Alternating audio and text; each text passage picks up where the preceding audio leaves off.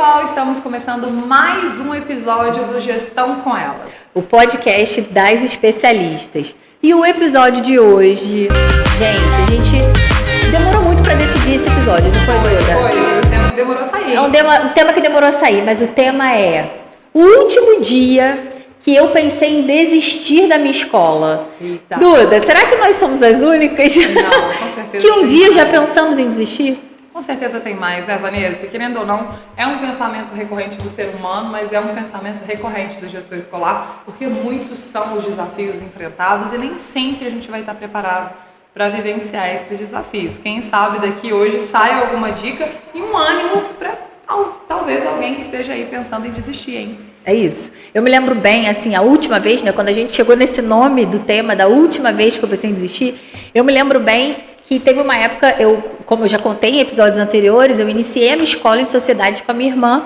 né, minha irmã que hoje mora em Portugal, maravilhosa e tudo, e aí a gente começou esse sonho juntas, mas eu me lembro bem que a última vez que eu pensei em desistir e comecei a dar o passo, realmente para desfazer desse sonho da escola. Quem nunca? Já fez avaliação? Isso aí. Foi justamente quando a gente teve os 3 primeiros anos muito difíceis, né? No 4º ano, se eu não me engano, se não me falha melhor a memória, foi no 4º ano que eu de fato pensei de forma concreta em desistir. Eu falei, não dá mais, a gente não tem resultado, porque o ser humano ele é movido por resultados, então não tinha resultado financeiro, uma dor de cabeça que a gente sabe que é a gestão escolar, uma escola que ainda não era 100% estruturada, então a cada período que a gente achava que vamos atingir essa meta, vinha um outro problema, e a gente acabava sendo atropelada, né, por tudo aquilo. Então, de fato, a gente tinha muitos problemas em relação a isso. E eu acho que, e aí se é que eu posso trazer um insight, se é que eu posso trazer aqui um ponto que me fez refletir sobre essa questão como um todo, mudar de ideia, foi quando a gente chegou a contratar uma consultoria financeira, e aí gastamos aquele pouco dinheiro que a gente tinha. Já fiz isso também. Já fez isso? Para poder essa consultoria fazer toda a análise e tudo mais, levantar os valores. A minha ideia era descobrir o valuation. Isso. Vou descobrir meu valuation. O valuation da escola, né? Agora que a gente assiste Shark Tank, né? A gente sabe. Comecei a assistir e falei, não, eu tenho que descobrir qual que é o meu valuation. E fui em busca disso também. Nessa época nem tinha Shark Tank para me ajudar.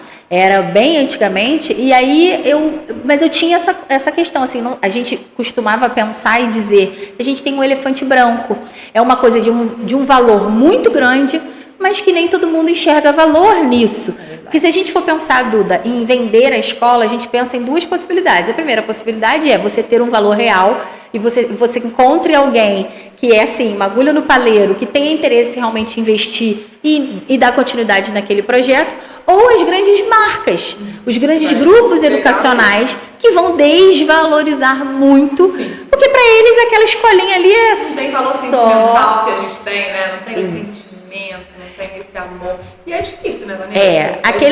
Para eles, assim, para as grandes marcas, aquela escolinha pequena ali de 200 alunos não é nada. Não é só para as grandes marcas. Eu acho que a pessoa que vai chegar para comprar, ela dificilmente vai enxergar todo esse valor que não existe. Porque tem o valor do amor. Não existe. O valor sentimental, ele não tem cifras, ele está só dentro da gente.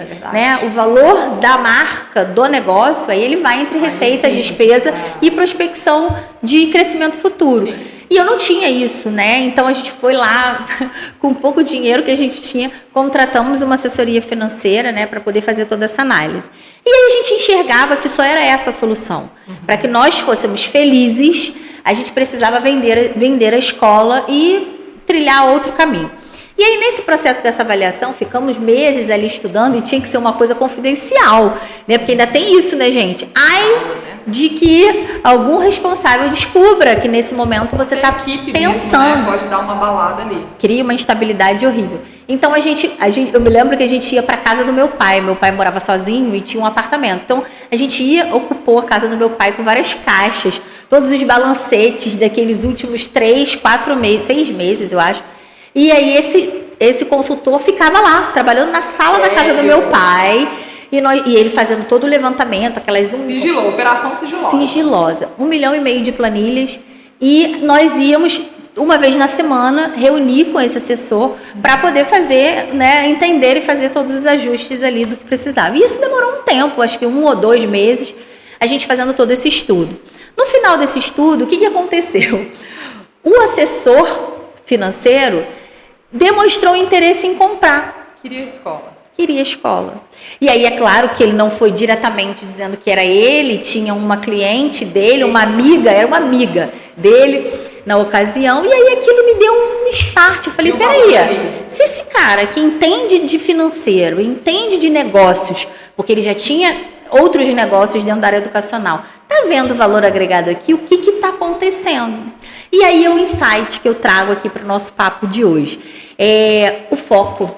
O foco que eu estava naquele momento era enxergar só para o problema. Eu preciso me livrar da escola para eu ser feliz, para eu ter resultado novamente na minha vida. Então era mais fácil me ver livre daquilo. Só que quando ele trouxe esse pequeno interesse de uma possibilidade de compra, até proposta a gente teve, né, de compra, eu falei, peraí, aí conversei com meu marido, eu falei, Felipe, acontecendo isso, Felipe, eu já te disse que o seu problema não é a escola em si. Deu uma sacudida. Me deu uma sacudida. O problema são as expectativas. A sua expectativa é diferente da sua irmã hoje. Personalidades, perfis. Minha irmã é maravilhosa. Mas dentro daquele momento, ela não tinha realmente expectativa mais de crescimento. Ela já estava, para ela, tinha realmente encerrado o ciclo. Atingiu todo o objetivo que ela tinha. E eu não. Eu ainda tinha aquela coisa de desbravar, sabe, da força, né, de desbravar a mata virgem. Eu tinha ainda isso dentro de mim. E aí o Felipe me trouxe essa reflexão. Pensa bem, se você não está olhando só para o problema, se de repente não faz mais sentido você seguir sozinha e ver como é que vai ser, de repente, né, ver como é que vai acontecer. E graças a essa virada de chave, né, eu estou aqui hoje, um olhar de fora. O Felipe ainda não trabalhava com a gente, né, não trabalhava comigo, mas trazia essa questão de eu estar sempre apresentando uma insatisfação do processo em si, né, e não olhar para a solução. A única solução que eu enxerguei foi vender. Vou vender que vai acabar o problema. Vamos resolver aqui agora, urgente. Exato. E a solução que foi dada foi a solução de. Então, a gente descobriu o tal valuation da escola. E às vezes, Vanessa, era até uma solução que era que você ia ali pelo lado de vender a escola para ser uma coisa menos emocional, né? Menos emocional. Tinha ali um relacionamento com a sua irmã, com alguém que era importante para você. Menos emocional. Realmente a questão do desgaste pela ausência de resultados era muito frustrante.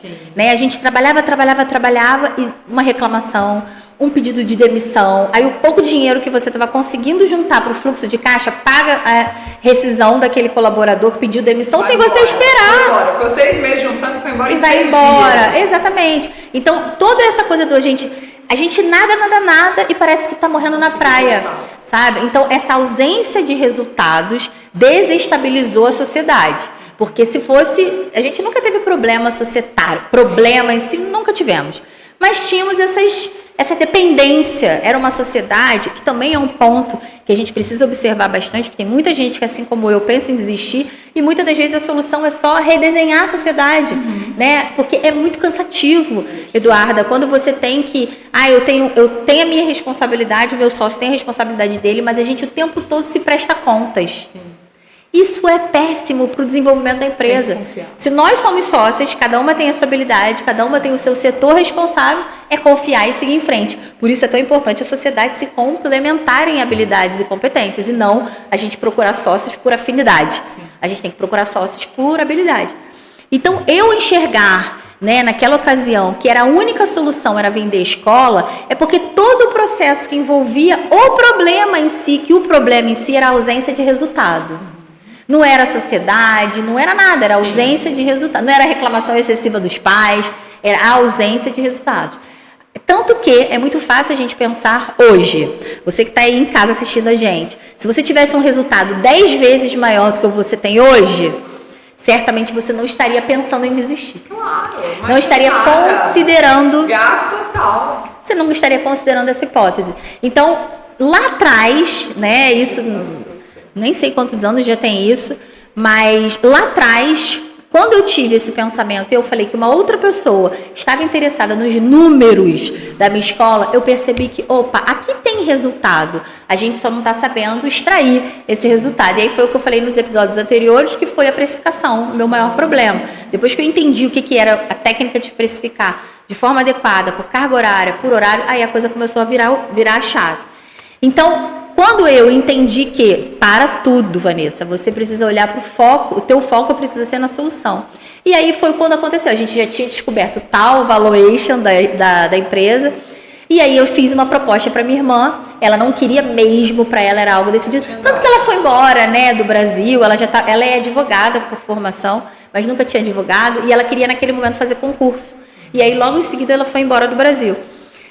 Para ela era uma decisão muito tomada. Então a gente conversou e aí eu falei, olha, eu vou tentar. Ainda que muito insegura, porque eu não tinha andado sozinha até aquele momento. Eu tinha sempre uma mão dada com ela.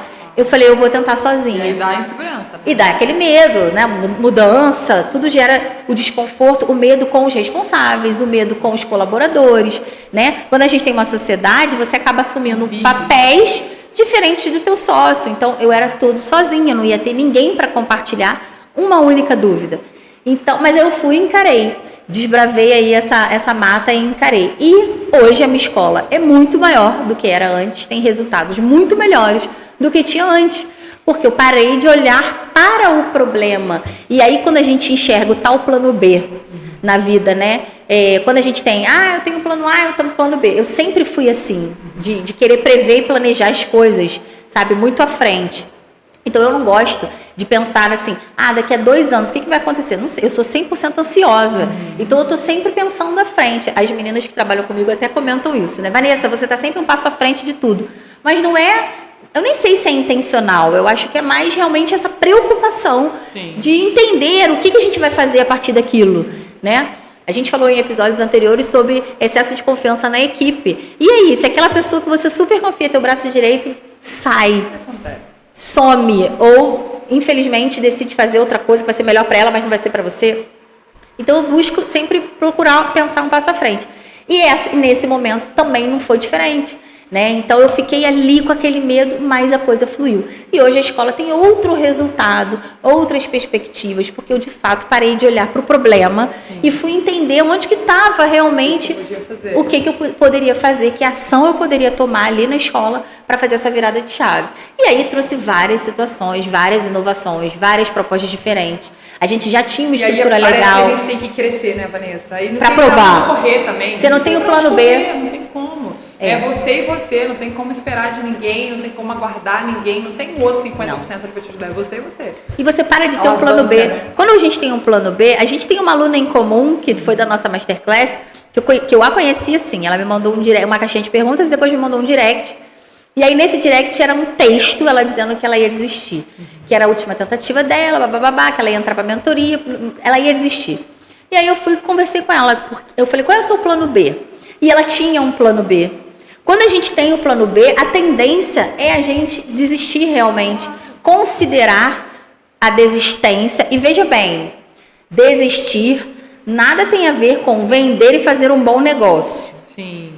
Uma coisa surgiu uma boa oportunidade e eu vou vender. Ok, você está passando o seu negócio que vale um determinado valor e está fazendo um bom negócio, está tudo certo.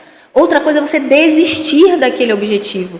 Eu vou desistir, eu tô cansada, eu não aguento mais, eu não quero mais. Larga, abre mão e vai. Larga, abre mão e vai, ou vende por qualquer valor, ou até fecha as portas, né, que a gente cansa de ver. E essa nossa aluna em comum... tem muita gente que cansa e faz isso. Essa nossa aluna em comum iria fazer isso nos dias seguintes da mensagem que ela me mandou. E aí eu conversei com ela sobre essa questão. Eu falei, o seu grande problema hoje não é o teu problema escola, não é o cenário da escola, é que você tem um plano B. E você fica o tempo todo ponderando e considerando pular do plano A para o plano B. Abandona esse plano B e vê se o plano A não vai dar certo. Sim. Porque você vai trazer toda a sua energia para fazer aquele plano A dar certo, custa o que custar. Porque você não vai ter para onde correr. E foi bem dizer o que eu fiz, né? Abandonei um plano B e fui seguir o plano A. Então, aumentei a segmentação da escola, transformei a escola para bilíngue e uma série de outras coisas que a gente foi fazendo, abrir filial e uma série de outras coisas que a gente foi fazendo. E eu fui entendendo cada vez mais que, opa, peraí, não é 100% bom, Eduarda. Não é, nada é 100% bom, Nada, gente. Nada. Nada é 100%. Você tem uma história linda que era obesa e decidiu mudar de vida. Foi fácil? Não, e ainda assim nada é 100% bom. E hoje a gente tem muito isso, né? A gestão escolar, o gestor, ele tem esse hábito de falar assim, mas eu trabalho tanto, mas é tão difícil. E é difícil mesmo, a gente sabe que na educação é um trabalho que é mais trabalhoso porque a gente lida com algo que é muito sério, né? O nosso principal cliente é a pessoa mais importante na vida de alguém. Sim. Então, é um peso mesmo, é muito importante. Mas, se a gente não estivesse trabalhando e lamentando pelo excesso de carga, pelo excesso de trabalho, a gente estaria lamentando por não ter trabalho. Outra coisa. Por estar à toa, né? E tudo mais. Então, dois pesos, duas medidas sempre. Tudo é difícil na vida. Não tem nada que é fácil. Ser gordo é difícil, ser magro demais é difícil. Ser Ser alto é difícil. Ser baixo é difícil. Não trabalhar, tá desempregado, tá empregado, tudo é difícil. Então a gente tem que escolher a nossa dificuldade, né? É escolher. E eu naquele momento eu fiz uma escolha. Eu falei, bom, vou escolher qual é a minha dificuldade. A minha dificuldade vai ser esse plano A dar certo. E abandonei todas as outras possibilidades de pular para um plano B. E até hoje eu tenho essa tendência de criar planos, né? Vou pensar nisso aqui mais à frente. Só que até hoje eu faço esse exercício porque é uma tentação. Você o tempo todo ter um plano B. E se isso aqui me encher muito, eu vou pro plano B. E aí, naturalmente, isso vai acontecer, né? Não tem para onde a gente correr. Né? Tende aí. Então, acho que é bem isso, assim. Se a gente pode deixar um insight aqui pro pessoal, da última vez que eu pensei em desistir, a gente, de fato, mudar o foco. Para onde que a gente está olhando? Para de olhar para o problema e vai olhar para a solução. A minha não tem uma história de pensar em desistir. A gente sempre pensa em algum momento. Mas a última vez que eu me lembro de pensar em desistir foi justamente nessa perspectiva. Eu vou tentar vender e aí começar um estudo, né, para venda. E aí no meio do estudo a gente vai e fala, olha, isso não tá tão ruim assim? Dá para fazer alguma coisa aqui? Né? E ali a gente vê que às vezes é só cansaço. Né? Ali a gente vê que às vezes a gente está cansada. Ali às vezes a gente vê que está sobrecarregada porque não divide, né? Porque não tem ali quem dividir, não tem muitas vezes em quem confiar. Hoje a gente tem a grande possibilidade de ter pessoas da nossa família trabalhando com a gente, querendo ou não, a gente falou isso no episódio anterior, é um benefício, né, Vanessa? A gente tem com quem desabafar, em quem se amparar. Tem gente que não tem, tem gestor que está numa equipe totalmente nova, que as pessoas ainda não estão conectadas, então faz toda a diferença. Então, às vezes é só cansaço, às vezes é só o foco mesmo no que está dando errado, sem olhar talvez para essa solução. E às vezes sempre tem uma luz no final do túnel, né? Tudo é difícil. Esse cansaço pesa muito, né? Pesa muito. A gente tem uma jornada muito pesada. Nós somos mães, esposas, filhas, donas de casa, tudo isso junto, né? E tudo isso soma a todas as questões que a gente acaba absorvendo das próprias outras mães. Claro. Que a gente percebe que às vezes vai na escola, que fala de forma, né? Acaba ultrapassando o limite e tal. Mas aquela mãe também pode estar na sobrecarga. E aí a gente fica nessa cadeia de pessoas sobrecarregadas, umas jogando para cima das outras. Então, o cansaço dentro da gestão escolar, ele faz parte do processo. Por isso é tão importante a gente gerir melhor o nosso tempo, a gente planejar minimamente as ações estratégicas dessa escola, as ações pessoais, né, que a gente tem, o que a gente precisa fazer, o que a gente quer fazer. Porque senão a gente fica vivendo uma vida de hamster, né? Que é o que eu falei na imersão desse ano, que é aquela vida de que você trabalha um pouco, trabalha muito ali na rodinha, vai em casa, come um pouquinho, dorme um pouquinho e volta para a rodinha para trabalhar, igual um hamster. E aí ninguém aguenta esse tipo de vida. Fica esperando só o final de semana para ser feliz. E ninguém aguenta assim, né? Tem que ser evolutivo, o trabalho tem que ser algo prazeroso, não só para nossa equipe, porque a gente vive preocupado de ter uma equipe que esteja feliz no ambiente escolar, de ter um clima organizacional bacana, mas a gente esquece que a gente também tem que estar motivado, que a gente também tem que estar feliz, que a gente também tem que buscar o melhor. Né? Duda, a gente não precisa ir muito longe. A estrutura física, né, na escola, a gente prioriza todas, eu não sei você, mas eu tenho uns 2 anos para cá, que eu falei, não, minha sala tá horrorosa, eu vou repaginar minha sala. É verdade. A gente cuida de tudo, a gente faz investimento em todas as áreas da escola. A sala da coordenação, a sala da direção, a recepção, os parquinhos, a quadra, todas as áreas, os ambientes da escola, coletivos, a gente se preocupa. E a nossa sala, o nosso cantinho... Não precisa, né? Deixa pra lá. Deixa pra lá. Deixa pra lá. E assim, a gente tem essa questão realmente, não vou investir dinheiro na minha sala. E aí, de fato, gente. Gostoso a gente chegar e ter uma sala agradável. Um espaço bom de trabalho, tem que ser ferramentas de trabalho legais. Porque se quebra um ar-condicionado no Rio de Janeiro, né? A gente não vive sem. Se quebra um ar-condicionado numa sala de aula, você não vai pensar um minuto antes de comprar outro. Porque você não vai deixar seus alunos ali naquela situação. Pode esperar mais um pouco. Mas se for na sua sala, espera mais um pouquinho, o computador não está tão legal, espera mais um pouquinho. Então, a gente acaba negligenciando, né, esse bem-estar que a gente tem. E outra, não dá para fazer grandes investimentos, mantém aquela sala limpa, aquela sala organizada, né? Eu, durante muito tempo, deixei isso de lado. A minha sala nunca foi prioridade dentro da escola. Hoje, não é assim que funciona. Obviamente, salvo em alguns momentos, tem uma leva de documentos para sair para arquivo. Joga lá na minha sala, vai ficar lá. Vou guardar aqui tudo que foi de evento. Vai ficar 1 semana, 2 semanas, até a gente ter tempo de sentar e organizar todo aquele material para guardar. Mas é provisório, né? Jamais vou aceitar novamente a gente viver aquele momento onde a minha sala era o pior ambiente da escola. Né? Então, acho que é muito isso também. A gente se apaixonar um pouco pela nossa função. Pela jornada também, né? Ser interessante, ser gratificante, ser uma jornada gostosa de ser vivida. Porque nós também precisamos estar motivados. Isso aí. Não é só o time, não. A gente também precisa estar motivado para trabalhar. É isso. Nada de pensar em desistir. Nada de pensar em focar. desistir. Nada de pensar. Nada de pensar em focar no problema. Vamos tentar buscar uma solução. Focar na solução e sem plano B. Isso aí. É a dica de hoje. Essa é a dica de hoje. Vambora. Fechou. Para mais um. Tchau, tchau.